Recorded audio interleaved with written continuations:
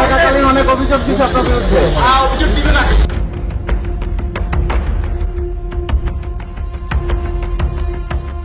দেশের একজন বড় মাপের সেনা কর্মকর্তা ছিলেন তিনি, যিনি শপথে বুকে হাত দিয়ে পরম মমতায় প্রতিজ্ঞা করেছিলেন দেশ ও দেশের মানুষের নিরাপত্তায় জীবন দিয়ে নিয়োজিত থাকবেন। সেই কর্মকর্তা যোগ দিলেন মানুষ খুনে, তাও নিজ দেশের মানুষ। একজন দুইজন নয়, 100-200 নয়, তিনি হাজার সংখ্যা ক্রস করেছেন। খুব ঠান্ডা মাথায় তিনি হাজারেরও উপর নিজ দেশের মানুষের প্রাণ নিয়েছেন, হত্যা করেছেন। একজন সেনা কর্মকর্তা যদি এতটা নিষ্ঠুর হন, তার পরিণতি কতটা ভয়াবহ হতে পারে তারই প্রমাণ এই সংখ্যাটা 1030। বাংলাদেশের ইতিহাসে সেই কিলার প্রমাণিত হল বরখাস্ত মেজর জেনারেল জিয়াউল আহসান। আন্তর্জাতিক অপরাধ ট্রাইব্যুনালের চিফ প্রসিকিউটর অ্যাডভোকেট তাজুল ইসলামের এক বর্ণনায় উঠে এসেছে এক রক্তহীন করা তথ্য। একজন মানুষ মাথায় গুলি করে 1030 জনকে হত্যা করেছে। বরখাস্তকৃত মেজর জেনারেল জিয়াউল আহসানের ব্যাপারে আমরা বলেছি, আমাদের এই বলকানের কসাইদের মতো বাংলাদেশের কসাই হিসাবে এই জিয়াউল আহসান হত্যাকাণ্ড থেকে শুরু করে অপহরণ, নির্যাতন, গুম এগুলোর সাথে জড়িত ছিলেন। তার বিরুদ্ধে সুস্পষ্ট অভিযোগ এসেছে।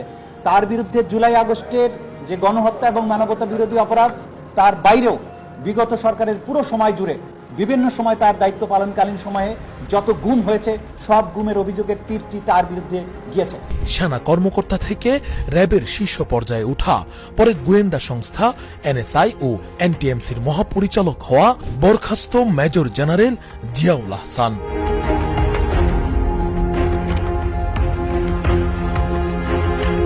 হত্যার ভয়াবহ নেশায় গুম করে আনা মানুষদের আয়না ঘরে আটকে রাখা হতো। তারপর বিশেষ একটি নৌকায় মাঝ নদীতে নিয়ে যাওয়া হতো তাদের। চোখ বাঁধা, হাত পা বাঁধা অবস্থায় মাথায় একেবারে কাছে অস্ত্র উঁচিয়ে গুলি করত জিয়াউল। তার নিজের ভাষায়, গুলির পর মগজ ও রক্তের গরম ছিটা হাতে লাগলে দারুণ ফিলিংস হতো। এটাই ছিল তার বিকৃত মানসিক আনন্দ। একদিনে 11 জন, কখনো বা 13 জনকে একসঙ্গে হত্যা করার রেকর্ড আছে তার। কখনো ইনজেকশন দিয়ে মেরে ফেলা হতো, কখনো লাশ ফেলে দেওয়া হতো বুড়িগঙ্গা শীতলক্ষায়, আবার কখনো রেল লাইনে শুয়ে দেওয়া হতো ট্রেনের নিচে। ওয়ালটন এখন দেশের সীমানা পেরিয়ে পৌঁছে গিয়েছে 50টিরও বেশি দেশে। ওয়ালটন, ঘরে ঘরে, বিশ্বজুড়ে। 2011 থেকে 2015 পর্যন্ত কমলাপুর থেকে টঙ্গী পর্যন্ত ট্রেনের নিচে কাটা যত অজ্ঞাত লাশ পাওয়া গেছে, সবই ছিল এই সিরিয়াল কিলারের শিকার।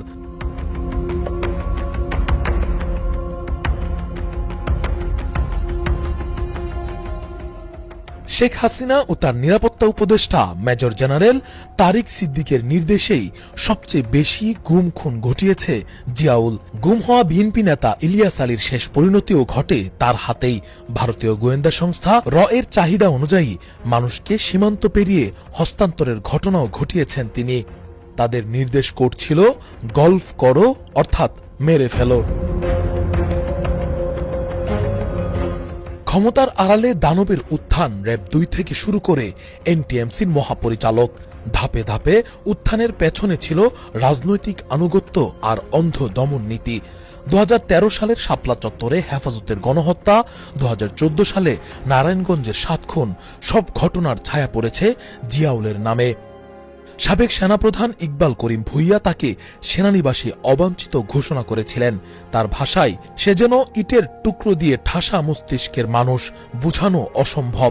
গুম কমিশনের রিপোর্ট অনুযায়ী 2009 থেকে 2014 সাল পর্যন্ত গুমের শিকার হয়েছেন হাজারো মানুষ।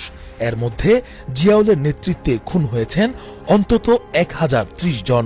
বুড়িগঙ্গা, শীতলক্ষা, পোস্তগুলা, কাঁচপুর সব নদীঘাট নীরব সাক্ষী হয়ে আছে তার নৃশংসতায়।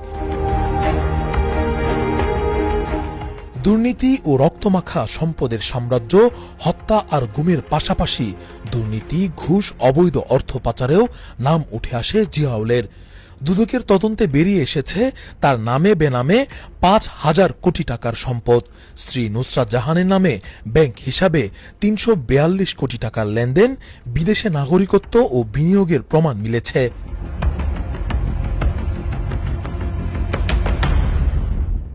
বিশ্বের সবচেয়ে কুখ্যাত সিরিয়াল কিলারদের রেকর্ড যেখানে সর্বোচ্চ ৩০০ খুন, সেখানে জিয়াউল আহসানের হাতে ১,০৩০ জনের মৃত্যু।